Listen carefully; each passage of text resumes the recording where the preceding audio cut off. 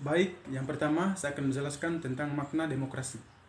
Kata demokrasi berasal dari bahasa Yunani, yaitu dari kata demokratia, yang berarti kekuasaan rakyat, yang terbentuk dari kata demos yang berarti rakyat, dan kratos yang berarti kekuatan atau kekuasaan. Demokrasi adalah bentuk pemerintahan di mana semua warga negaranya memiliki hak setara dalam pengambilan keputusan yang dapat mengubah hidup mereka. Demokrasi mengizinkan warga negara berpartisipasi, baik secara langsung atau melalui perwakilan, dalam perumusan, pengembangan, dan pembuatan hukum. Demokrasi mencakup kondisi sosial, ekonomi, dan budaya yang memungkinkan adanya praktik kebebasan politik secara bebas dan setara. Demokrasi juga merupakan seperangkat gagasan dan prinsip tentang kebebasan beserta praktik dan prosedurnya. Indonesia memiliki dasar negara yaitu Pancasila. Indonesia menerapkan paham demokrasi yaitu demokrasi Pancasila. Demokrasi Pancasila ini sangat sesuai dengan kepribadian bangsa Indonesia yang digali dari budaya-budayanya. Terdapat 12 pilar demokrasi Pancasila yaitu yang pertama yaitu demokrasi yang berketuhanan yang Maha Esa. Pancasila sebagai yang pertama yaitu demokrasi yang berketuhanan yang Maha Esa. Pelaksanaan demokrasi Pancasila di Indonesia didasarkan atas sila pertama Pancasila yang berbunyi ketuhanan yang Maha Esa. Indonesia memiliki 6 agama yaitu Hindu, Islam, Kristen, Katolik, Buddha, dan Konghucu. Hal ini berarti seluruh pelaksanaan demokrasi harus terkait dengan 6 agama yang telah diakui.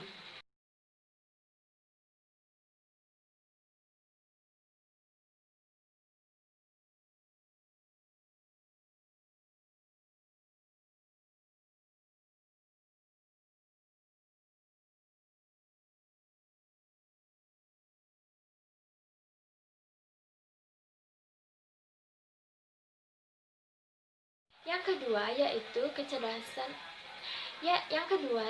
demokrasi dengan kecerdasan. Pelaksanaan demokrasi Pancasila harus dilakukan dengan kecerdasan. Berarti segala sesuatu yang mengenai kebijakan-kebijakan harus dilakukan dengan cerdas.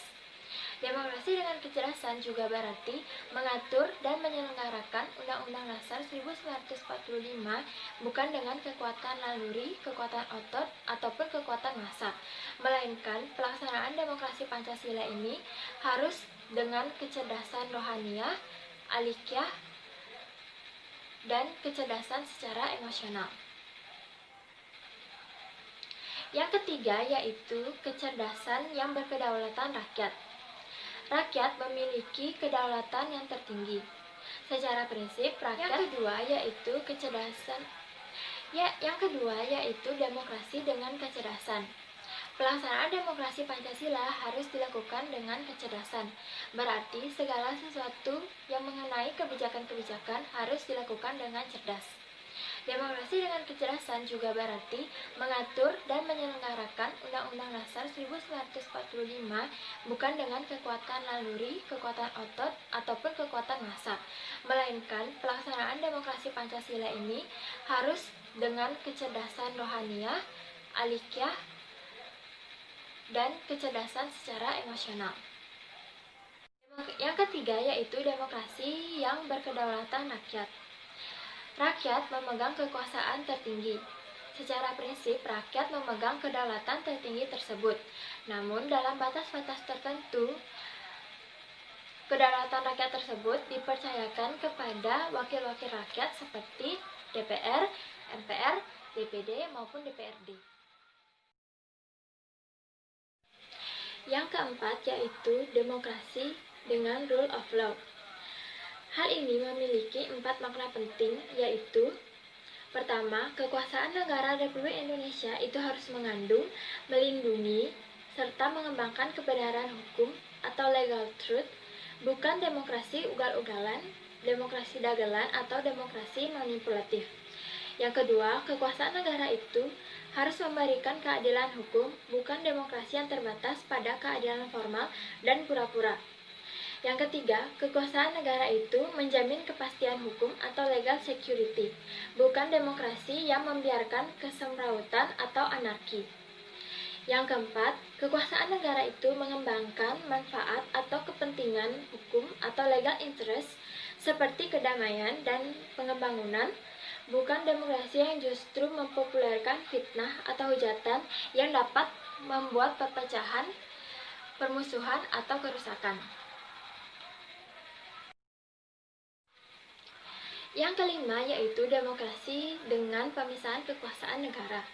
Pelaksanaan demokrasi Indonesia menurut Undang-Undang Dasar 1945 tidak hanya mengakui kekuasaan negara kesatuan Republik Indonesia yang tidak terbatas secara hukum, tetapi juga pelaksanaan demokrasi diperkuat dengan adanya pemisahan kekuasaan negara. Pemisahan kekuasaan negara diserahkan kepada badan-badan yang ditunjuk untuk bertanggung jawab sesuai dengan bagiannya. Demokrasi Pancasila yang dilaksanakan sesuai dengan Undang-Undang Dasar 1945 mengenal pembagian dan pemisahan kekuasaan dan dilakukan melalui sistem pengawasan dan pertimbangan atau check and balance. Yang keenam yaitu demokrasi dengan hak asasi manusia. Demokrasi dengan hak asasi manusia berarti demokrasi menurut Undang-Undang Dasar Negara Republik Indonesia tahun 1945 mengakui hak-hak asasi manusia yang tujuannya bukan saja untuk menghormati hak-hak asasi tersebut, tetapi juga untuk meningkatkan harkat, martabat, dan derajat masyarakat Indonesia. Pelaksanaan demokrasi di Indonesia Pelaksanaan demokrasi di Indonesia tetap mengedepankan hak-hak asasi manusia agar kebutuhan hidup berbangsa dan bertanah air masyarakat dapat terpenuhi. Ya, saya akan melanjutkan presentasi dari teman saya. 7.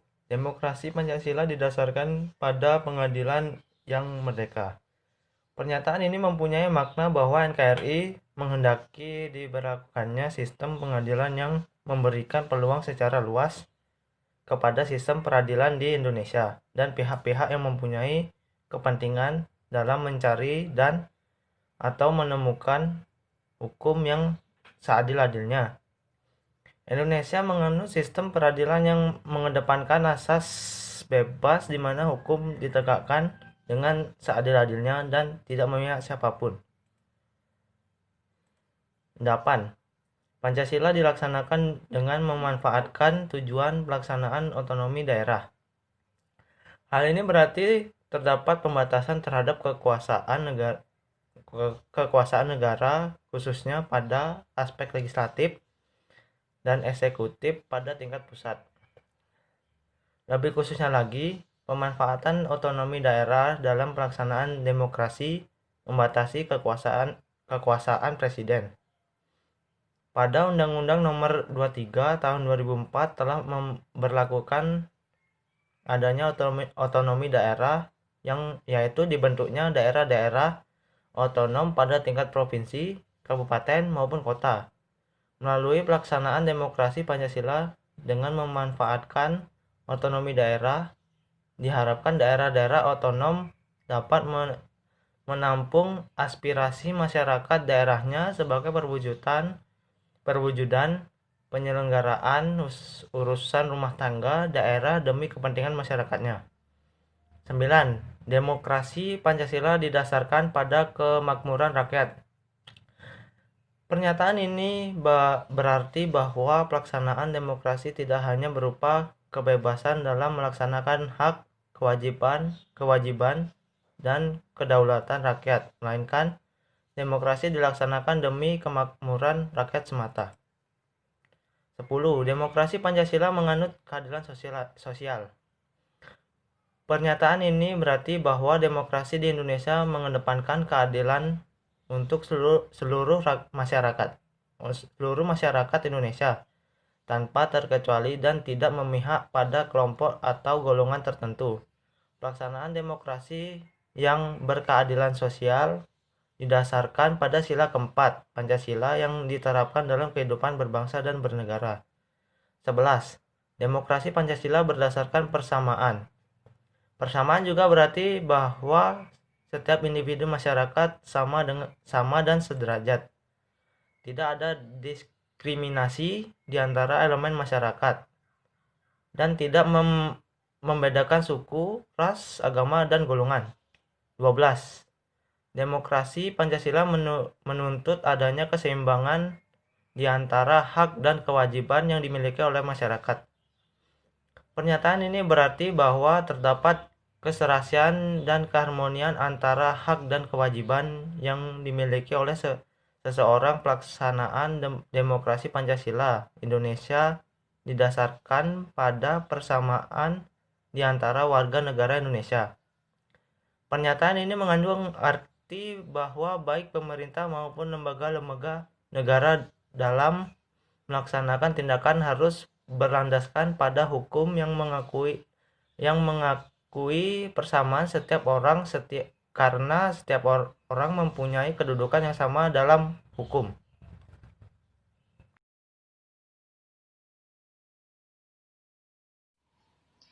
Baik, saya Niluh Budi Suyantari akan menjelaskan materi mengenai Rule of Law. Rule of Law adalah suatu legalisme hukum yang mengandung suatu gagasan bahwa keadilan dapat dilayani dengan cara pembuatan sistem peraturan dan juga prosedur yang objektif, tidak memihak, juga tidak personal, serta otonom. Prinsip-prinsip Rule of Law. Prinsip-prinsip secara formal atau in the formal sense, Rule of Law tercantum pada Undang-Undang Dasar 1945 dan juga pasal-pasal Undang-Undang Dasar Negara Republik Indonesia tahun 1945. Poin utama dari Rule of Law ialah jaminan adanya suatu keadilan bagi masyarakatnya, khususnya pada keadilan sosial. Prinsip-prinsip Rule of Law secara formal di Indonesia atau UUD 1945. Yang pertama, negara Indonesia adalah negara hukum, tercantum pada pasal 1 ayat 3.